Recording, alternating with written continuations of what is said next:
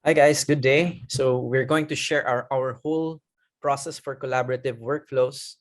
So today we're the living group uh, with me, Neil, and with Erida and Mahmoud. So a brief overview of our scope of works. Our group is part of a larger aggregation cluster that establishes a colony in the lower Earth orbit. We are tasked to design for modules that would house programs for living in space.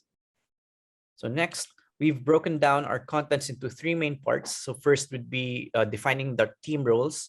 Second would be the process and workflows. And lastly would be our detailed processes.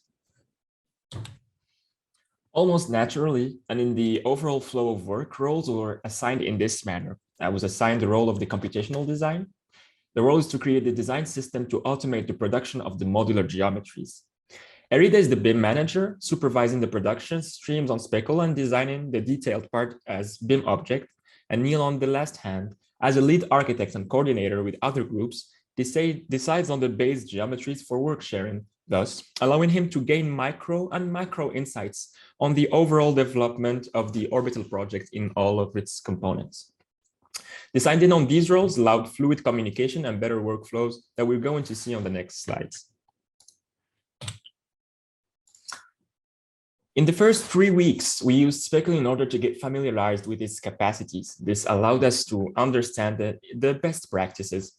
We started by working first, all of us, on only one branch, then assigning different duties to each one. In such manner, me and Neil worked on the exterior geometries of the living pods and also on the way they aggregate, while Erida was working from inside out to determine the interior components of the pods. Slowly, the workflow started to become more robust, building up software over another. In their overall progress, this is the timeline that we followed. First, we would have a conceptual design, needed communication, so we used Slack. Also, we created the system using Grasshopper scripts. We did the modeling and had to have a baked model, so that was the rhinoceros output. We did the documentation using Revit, rendering using Lumion, and then passed everything to the website to work with JavaScript and all the HTML resources. To reveal the blurred section, and in this graph, we present the overall workflow. The first part is the one dedicated to creating the system. The second one for building the model and troubleshooting. Then finally, putting everything to sort it in the documentation and visualization. Following Neil's direction, in the first part, we co-worked on the Grasshopper scripts that would generate our main geometries, the pod, and the prefabricated compartments. Using Speckle and sometimes hops links, when needed, we transferred the outputs to each other. Once the script was ready, we moved to the building and troubleshooting part. So since I was also working on further detailing, I was working on the Microscale. My job was also to merge the scripts that Neil and Mahmoud were working on together and produce the final model. Of course, during this, there were cases where I had to detect clashes or different issues, and I, of course, gave feedback to Mahmoud and Neil, and it mostly happened through Slack, since our group is also not very big, so it was possible to do it that way.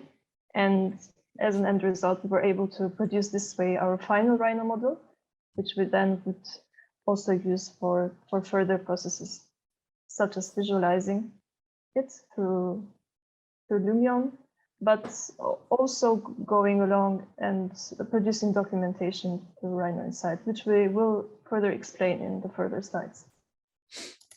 Yeah, so after all of these, what we've did for the larger group, which is the overall orbit group, we've created a Speckle stream that would be a repository for all of the geometries that we would want to. And as part of the living group, we constantly coordinated with the other groups how we're going to aggregate and how the connections of the different modules would be. And with this, we also we were also assigned using JavaScript, we developed the main web app for our project.